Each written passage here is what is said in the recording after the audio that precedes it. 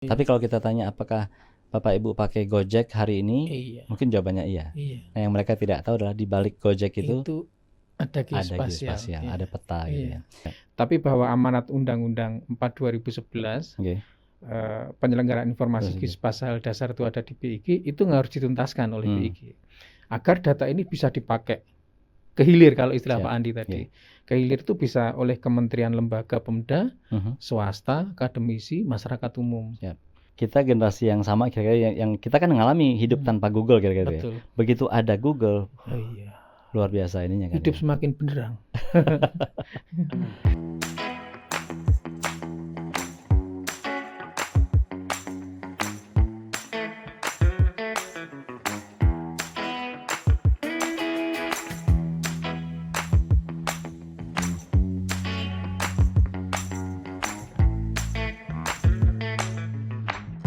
Selamat datang di lokasi. Ini adalah obrolan soal spasial. Ini episode perdana dan tamu kita pun sangat spesial.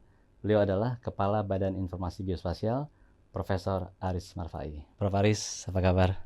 Baik, Pak Andi. Ini saya deg-degan karena ini episode perdana nih, Prof. Oh begitu ya. Di lokasi. Di lokasi. Lokasi itu gini, Prof. Lokasi itu sebenarnya di akronim tuh. L-nya itu laporan, O-nya opini, kemudian K-nya itu kajian, A-nya analisis, SI-nya itu spasial Indonesia. Luar biasa. Jadi kita ngobrol tentang banyak hal tentang spasial di Indonesia gitu, Prof. Berarti lokasi itu bukan TKP. Karena kebetulan spasial, jadi kan harus ada posisi, jadi lokasi itu jadi masuk lah gitu. Prof Haris, apa kabar ya? Sehat ya, Prof? Alhamdulillah sehat, Li. Ini perdana dan jenengan tadi cerita nyetir langsung dari. Oh iya, demi Pak Andi lah. Demi lokasi. Demi lokasi. Matur nuwun sangat ini. Saya sangat, kami semua sangat saya merasa terhormat gitu. Ini episode perdana dan tamunya sangat istimewa. Saya merasa gembira dan merasa tersanjung ya di episode pertama. Aduh, dan biasa, lokasi. Dan ini saya kira tanda-tanda baik ya semoga ya, Prof. Oh, insya Allah. Yeah. Bertemu Pak Andi selalu tanda baik buat saya. Dulu bertemu terakhir itu, setelah itu hidup saya bahagia. Prof Haris, kan kita mulai dari cerita tadinya itu kenapa kok bikin podcast ini atau media ini gitu. Saya mungkin juga boleh cerita sedikit. Jadi kami merasa geospasial di Indonesia itu penting, tapi memang popularitasnya tidak seperti yang kita inginkan.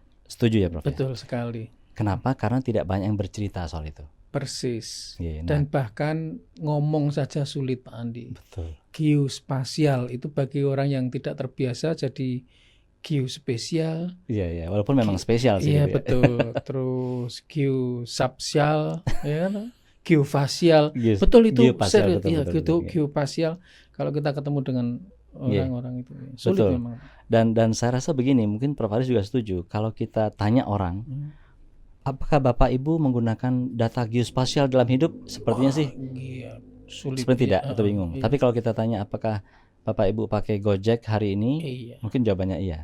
Nah, yang mereka tidak tahu adalah di balik Gojek itu ada geospasial, ada peta gitu ya. Ini sang nyebut Gojek ini bukan endorsement ya, sebagai contoh aja. Nah, jadi ke arah ke situ sih, Prof, sebenarnya kami ingin mengisi kekosongan itu. Kira-kira itu dalam cerita. Dan itu luar biasa ya. Artinya yang selama ini mungkin karena saya di PIG, yang selama ini literasi geospasial itu merasa sendirian, itu sekarang kan mulai banyak partner. Industri, KL lain, swasta, private, akademisi seperti Bapak mulai bergerak. Coba kalau ada podcast, kemudian ada media literasi tentang geospasial, kabarnya juga Bapak mengembangkan media juga yang terkait spasial, itu akan menjadi luar biasa untuk literasi geospasial di Indonesia. Betul, Prof. Ini memang bagian dari apa yang kita sebut sebagai namanya itu spatial highlights.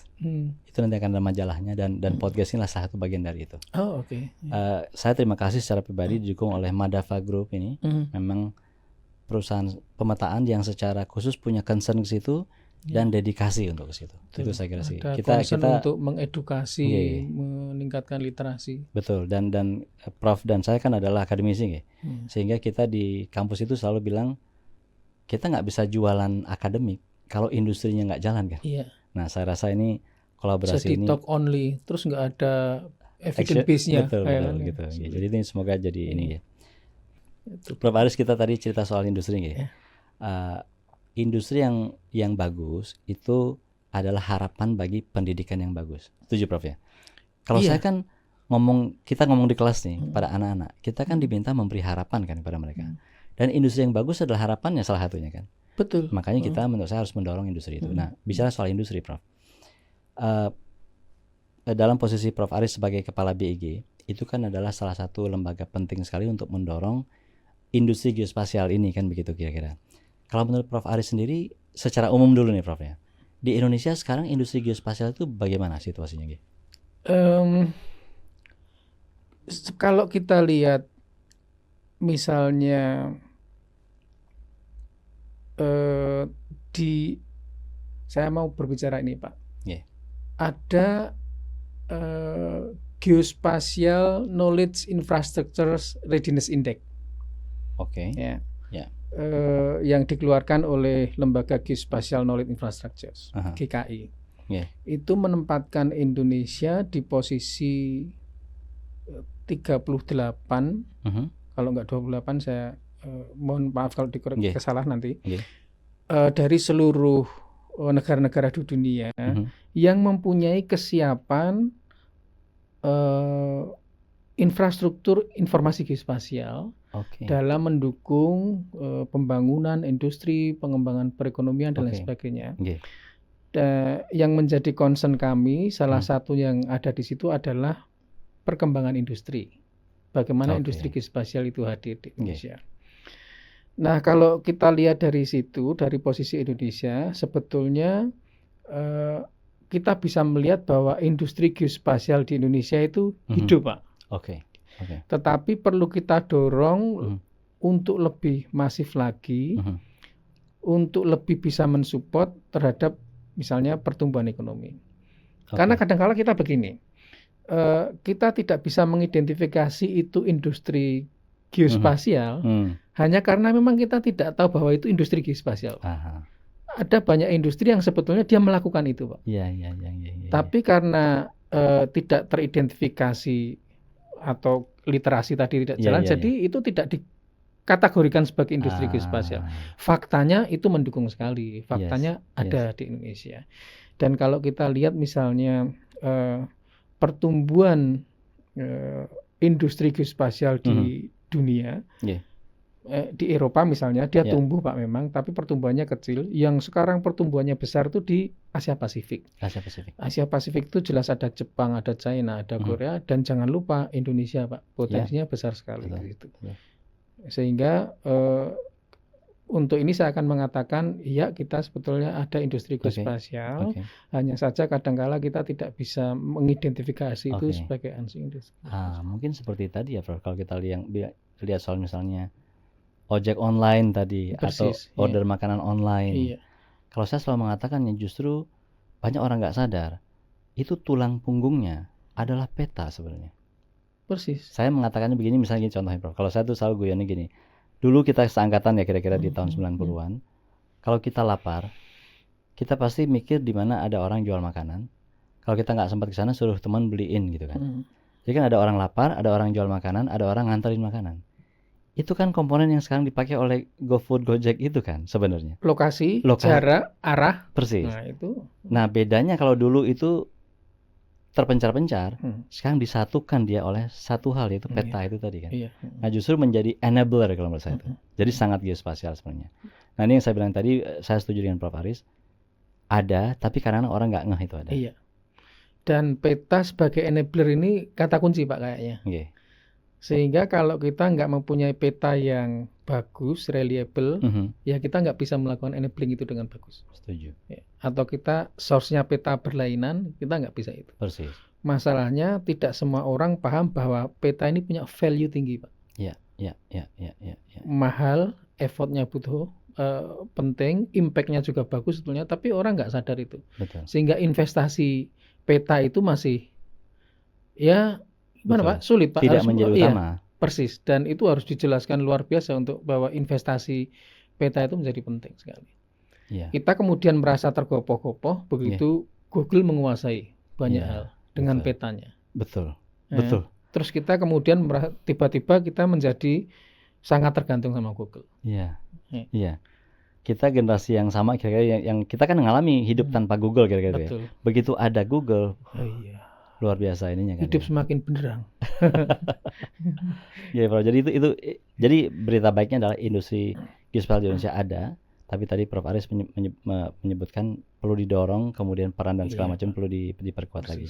Nah, gini Prof. Kalau BIG di satu sisi sekarang karena Prof Aris adalah kepala BIG, usaha atau bagaimana sih BIG melihat ini agar misalnya bisa mendorong, atau ini kan terjadi transformasi ya sebenarnya ya, dari yang tadinya itu pemetaan itu mungkin agak di hulu begitu, sekarang lebih ke hilir. Orang sekarang misalnya tidak terlalu ribet soal membuat petanya misalnya, tapi makna peta atau tadi dampak peta itu apa, mungkin orang ngeliat ke situ nih. Kayak katakan GoFood tadi kan sebenarnya bukan pembuatan petanya yang diurusin banyak, tapi menggunakan petanya untuk menjadi hal yang lain. Nah, itu BIG melihat itu sebagai perubahan juga. Lalu bagaimana mentransformasi atau bertransformasi nggak BIG untuk melihat peran itu, Prof? Ini menjadi sangat penting kita lihat, Pak Andi. Jadi kalau sebetulnya saya ingin bercerita dari pertama dulu. Untuk menghasilkan hilir yang bagus, pemanfaatan yang bagus tadi, itu mesti harus ada hulu yang bagus. Jadi ada modal yang bagus yang bisa dihilirkan. Nah, yang harus dihilirkan ini tidak saja penyediaan petanya yang reliable, yang presisi, tapi juga basis regulasinya ada. Kemudian juga basis standarnya ada. Coba kalau kita punya standar yang berlainan, yang itu tidak bisa kita konkretkan, jadikan satu, ya kesulitan juga. Tidak interoperable gitu. Exactly. Dan tidak seirama jadinya kan semuanya. Nah, BIG di sini sebetulnya menemukan peran yang sangat vital sebagai regulator yang mengatur, menerbitkan peraturan baik terkait dengan standar, terkait dengan metadata, terkait dengan kualitas dan macam-macam. Termasuk juga kewajiban BIG sebagai eksekutor untuk penyediaan peta dasar, memastikan peta yang reliable yang bisa digunakan seluruh Indonesia. Tentu swasta punya dengan kebijakannya masing-masing, dengan tujuannya masing-masing. Tapi bahwa amanat Undang-Undang 4 2011 penyelenggaraan informasi geospasial dasar itu ada di BIG, itu harus dituntaskan oleh BIG agar data ini bisa dipakai kehilir, kalau istilah Pak Andi tadi. Kehilir itu bisa oleh kementerian, lembaga, Pemda, swasta, akademisi, masyarakat umum. Nah, termasuk di dalamnya di situ kalau kita melihat amanat undang-undang, maka BIG harus bisa menyediakan peta yang bisa digunakan dalam berbagai skala, 50.000, 25.000, 5.000, yang itu memenuhi tuntutan dan kebutuhan KL yang lain, misalnya kebutuhan RDTR, terus kebutuhan untuk manajemen kebencanaan, kebutuhan untuk infrastruktur. Jadi saya sepakat dengan Pak Andi, kita sekarang bertransformasi bahwa informasi geospasial itu bukan saja teknis, Pak, tetapi dia akan menjadi kunci penting dalam pengambilan kebijakan.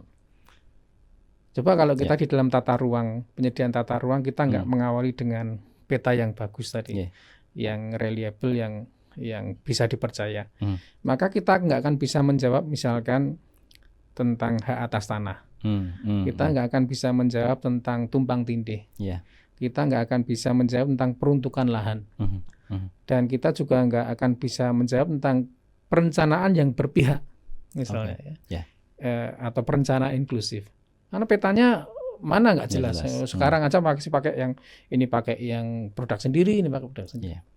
Itu kira-kira istilahnya menjadi peta ini bukan hal teknis saja, tapi sebenarnya menjadi kunci dalam pengambilan kebijakan. Ya, sepakat, Prof. Di sisi yang lain, kalau kita lihat lebih jauh, teknologi kan berkembang pesat sekali sekarang, Prof. kalau zaman kita dulu mungkin drone itu nggak umum gitu ya, di zaman saya sekolah. Kita sekolah belum ada drone nggak ya? Betul. Ada drone. Kalaupun ada 1-2 udah canggih, terlalu canggih itu, nggak kecapai lah kita ya. Dulu fotogrametri itu ya format besar yang memang betul-betul dengan pesawat dengan pilot ya. Sekarang ada drone makin murah kan gitu ya, makin murah juga berarti makin banyak orang bisa beli. Partisipasinya lebih tinggi, semua orang bisa. Iya betul. Dampaknya semua orang punya data. Persis. Sumbernya jadi macam-macam. Maka dengan itu kan menjadi big data. Iya, jadi big data. Big data. Kemudian AI muncul sekarang. Bagaimana ya BEG menavigasi itu ya, kalau kita pakai istilah menavigasi biar agak ke lokasi-lokasian gitu ya. Dengan itu Prof. Karena kan berarti konsekuensinya adalah cara membuat petanya baru, gitu ya. Kemudian cara menyajikan mungkin diseminasi baru, termasuk SDM-nya juga itu. Kalau BEG melihat itu seperti apa gitu? Iya, nanti in some extent Pak, perkembangan big data, IoT, artificial intelligence, yang ini akan semakin tumbuh, menggerakkan banyak data geospasial itu. Tentu tidak bisa dikontrol. Ya kan semua orang akan menggunakan. Tapi bahwa pemerintah bertugas untuk mempunyai data reliable yang dipakai. Itu dulu dasarnya. Yang dipakai sebagai rujukan ini penting. Sehingga seluruh kebijakan pemerintah akan menggunakan data yang sama, yang reliable. Dan pada perkembangannya, karena BEG ini sebagai regulator juga, berarti dia juga akan menentukan standar. Maka sebetulnya BEG juga dipacu untuk bisa involve dengan perkembangan itu, kemudian membuat standar dengan melibatkan atau dengan mempertimbangkan pertumbuhan teknologi yang pesat itu. Misalnya begini Pak, sekarang kita sedang menyelesaikan peta 1:5000. Ini di seluruh Indonesia, Sulawesi sudah selesai. Kalau kita dari akuisisi data ke pemrosesan itu dengan manual mungkin bisa lama kan. Sehingga kita menyiapkan dengan machine learning. Kalau kita menyimpan data itu dengan secara konvensional, storage-nya tentu luar biasa. Maka kita punya berbagai sistem cloud, IoT, macam-macam. Kalau kita mau updating itu sistemnya kayak kita kuliah dulu dengan komputer besar, orang harus hadir, wah itu jadi kredit sekali. Sementara itu harus juga diatur di dalam regulasi kita.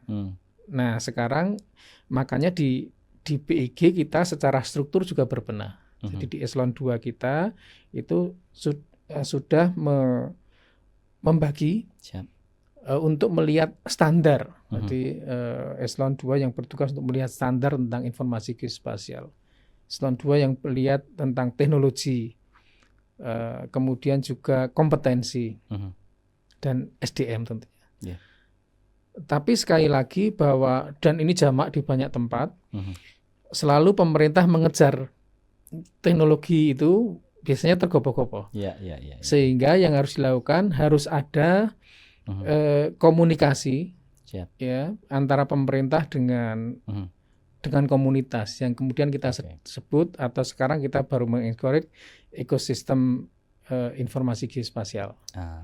Dari situlah sebetulnya, dan BEG sudah juga menyiapkan misalnya Geospatial Indonesian Business Hub yang itu juga akan menggerakkan. Tapi lagi-lagi Pak, ini akan berada di hilir kan. Hulunya tadi harus kuat dulu ya. Ada standar, ada regulasi itu.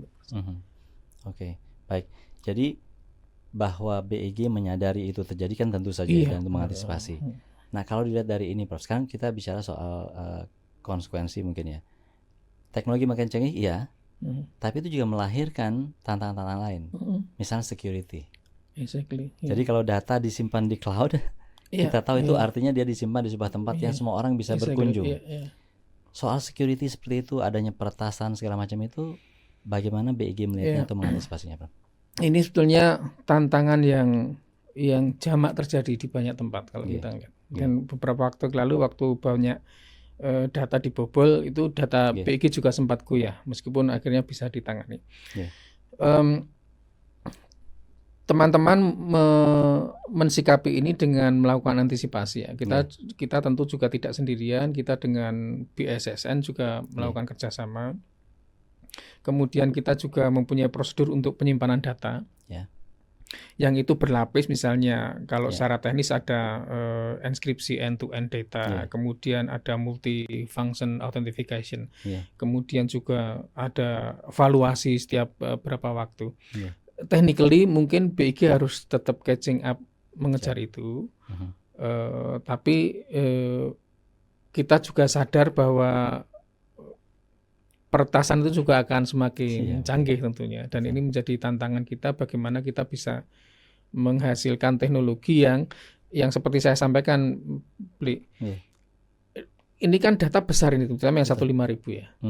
Nah, ini data besar, dan kita juga sekarang sedang menyusun computing centernya dengan berlapis security tadi juga sedang kita siapkan, dan tentu untuk yang seperti ini SDM kita juga perlu kita training. Jadi SDM kita juga perlu kita meningkatkan. Jadi artinya kita antisipasi, awareness-nya kita ada ya.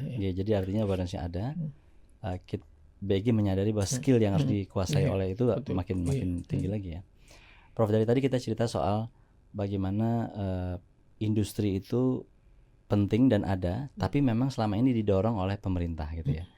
Nah, kalau saya kembali ke dunia industri yang lebih nyata, teman-teman kita yang di dunia industri pemetaan ini, memang umumnya kalau menurut yang saya lihat itu dekat sekali dengan pemerintah, karena umumnya sumber pekerjaannya umumnya itu dari pemerintah. Sementara sekarang kita tahu, Prof, efisiensi itu kata kunci hari ini. Nanti monggo Prof Aris bercerita mungkin sedikit tentang itu dan bagaimana dampaknya itu pada industri atau harapan kita kepada industri. Kalau saya sih harapannya idealnya ya, industri itu harusnya bisa membuat atau mencari lahan di luar pemerintah, idealnya begitu. Kalau Prof Aris melihatnya, pertama soal efisiensi, betulkah itu yang berdampak? Yang kedua, pesan apa yang bisa kita kasih terhadap nature atau perilaku industri geospasial Indonesia ini? Pak Andi, sebelum saya menjawab itu, mungkin kita perlu melihat juga banyak industri non-spasial yang kalau kita asumsikan non-spasial itu ternyata dia harus di-link juga dengan aspek spasial. Misalnya perkebunan, dia juga harus ada pemetaannya.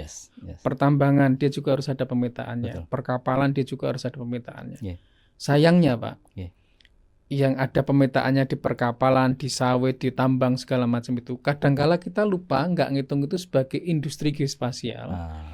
Sehingga yang kita lihat adalah industri geospasial, terutama yang ada di asosiasi itu adalah industri yang menangani pekerjaan spasial dengan pemerintah. Sehingga kita melihatnya hanya sedikit, hanya sekian puluh. Padahal di luar itu banyak. Perusahaan ini aja misalnya. Tadi kita tanya, berapa pekerjaan dari pemerintah dan berapa dari pekerjaan swasta? Ternyata 50-50, malah 60% mungkin yang persen dari swasta. Kadangkala itu tidak teridentifikasi sebagai geospasial, padahal kebutuhannya itu. Misalnya saya membuka lahan sawit itu, tolong kamu buatin petanya itu. I don't care itu namanya geospasial apa enggak, itu proyek geospasial apa enggak, pokoknya kamu sediain datanya. Sementara yang kita anggap geospasial, kadangkala yang kita hitung, kita inventaris itu sementara ini adalah yang bekerja sama dengan pemerintah untuk melakukan pemetaan. Nah, ini jadi masalah. Karena begitu sekarang efisiensi, nanti saya akan cerita efisiensi, ataupun tidak usah efisiensi, meskipun kita selesai dengan hulu, Pak, begitu mau dibawa ke hilir itu kita nggak butuh ini lagi, Pak. Oke, sekarang kita selesai, petain dong seluruh Indonesia, 1,9 juta kilometer persegi, pekerjaan besar, Pak. Jadi banyak perusahaan investasi alat segala macam untuk melakukan pemetaan, fine. Karena banyak kan di Sulawesi, di Papua, di Sumatera, macam-macam. Sampai itu selesai, Pak. 50.000 selesai, 25.000 selesai. Nah sekarang kalau 5.000 selesai kan kita nggak butuh 25, nggak butuh 50. Karena dari 5.000 bisa digeneralisasi sendiri. Artinya yang selama ini kadangkala kita mengidentifikasi industri geospasial itu adalah akuisisi data, Pak. Harus digeser. Menjadi pemanfaatan dan pengembangan data. Biar data ini punya value. Sampai insight berarti kan? Itu juga sebetulnya industri di geospasial. Hanya kadangkala karena kita masih secara konvensional melihat selama ini industri geospasial itu yang membantu pemerintah buat peta. Seakan-akan peta adalah produk akhir. Exactly. Peta itu produk awal, padahal kalau sekarang kita dan itu produk digital. Sehingga begitu Sekarang nggak ada lagi ya pekerjaan membuat peta. Misalnya Pak, udah selesai 5.000, tinggal updating, tinggal edit. Waduh, kita punya alat banyak sekali, punya investasi di sini, terus gimana? Misalnya gitu. Sehingga kita perlu bekerja sama dengan industri, berkomunikasi Pak, dan company-company itu untuk mari kita kerjakan ke hilir bersama-sama. Aplikasi, konsultansi, analisis lokasi, macam-macam, dan pengembangan modeling segala macam itu. Agar nanti ini tetap hidup Pak. Kita juga punya kewajiban untuk itu, karena di tempat kita juga ada bagian yang bekerja sama dengan industri atau mengembangkan industri geospasial di Indonesia. Nanti kita bertugas untuk ke situ. Apalagi efisiensi. Sekarang yang semua sekarang juga di banyak sektor mengalami kan. Termasuk di Badan Informasi Geospasial, sehingga pekerjaan yang terkait dengan akuisisi data ini memang berkurang banyak. Tidak saja geospasial dasar, tapi juga tematik yang dikerjakan oleh BIG. Kan ada beberapa tematik yang tidak diampu KL itu masuk di BIG. Jadi memang pasti berdampak gitu ya? Iya, pasti berdampak. Jadi tadi saya kira ini ada beberapa insight mencerahkan yang saya terima. Pertama, cara kita melihat industri geospasial mungkin harus berubah, lebih progresif lagi dari yang konvensional. Bahwa peta bukan adalah produk akhir, peta justru adalah produk awal, tadi istilahnya Prof. Aris ya. Karena memang dari peta sebagai produk awal kita bisa mendapatkan banyak hal gitu ya. Dan itu industri geospasial Pak. Dan itu industri geospasial. Di sananya itu. Oke. Artinya kalau kita ngomong ke Gojek tadi lagi, yang dia lakukan adalah justru menghilirkan itu, bukan membuat petanya. Yang membuat dia bisa bikin duit itu bukan membuat petanya kan gitu ya. Dia memanfaatkan itu. Prof, ini saya kira satu dia insight baru bagi saya juga, mungkin bagi pendengar juga. Mungkin terakhir nih untuk dia segmen ini. Kita kan memiliki banyak industri di Indonesia. Contohnya Madava nih, dikembangkan anak muda segala macam. Mereka juga kalau cara melihat industri geospasialnya seperti tadi yang konvensional, mereka akan merasa nggak masuk malah Madava mungkin ya. Hanya sedikit sekali dia bisa berperan gitu. Kan untuk akuisisi. Tapi begitu nanti kita berarti perlu melihat itu dengan cara yang berbeda gitu ya. Mungkin last question Prof. Pesan-pesan positif nih kepada industri geospasial di Indonesia saat ini apa Prof? Industri hilir itu 1.001 judul Pak. Jadi million US dollar bisa di-create di sana. Bahkan sampai kita mungkin ada yang tidak ada di benak kita itu akan muncul di sana. Oke. Jadi itu penting sekali itu. Berarti istilahnya itu apa ya? The possibility is endless ya. Exactly. Kemungkinannya itu ada luar biasa dan saya kira itu mungkin penting bagi teman-teman yang menjalankan atau sebagai pelaku industri geospasial saat ini untuk bisa melihat kemungkinan-kemungkinan yang mungkin bahkan belum kita lihat hari ini. Dan kalau saya lihat kayak Madava kan anak-anak muda semua Pak, itu dunianya memang Pak menurut saya. Jadi ya kalau kita men-challenge mereka, it's our challenge Pak gitu kan. Kayak hilir itu kan gitu kan, mereka mengembangkan aplikasi, mengembangkan model gitu. Kan yang perusahaan, saya tuh heran sebetulnya Pak. Di Jogja ini kan banyak ya. Ternyata. Perusahaan geospasial yang di-create oleh anak muda yang home base-nya di Jogja. Jadi kantor pusatnya di Jogja. Betul. Beberapa waktu lalu waktu Geodesi mengadakan acara kan banyak sekali gitu. Dan kalau kita lihat itu ya sebagian besar dari mereka itu ya memanfaatkan data Pak. Ya memang ada akuisisi data dengan teknologi baru ya. Ada beberapa yang mereka men-challenge itu. Tapi mesti langsung untuk peruntukan tertentu. Yang itu langsung sampai ke setengah hilirnya dia bawa Pak. Jadi kalau untuk anak muda saya kayaknya kok optimis ya itu. Ini kata terakhir dari Prof adalah optimis. Saya suka nih. Teman-teman sekalian, saya kira itu adalah akhir dari Prof dari obrolan kita di sesi pertama ini. Teman-teman, pesan dari Prof Aris adalah the possibility is endless. Sampai jumpa di lokasi.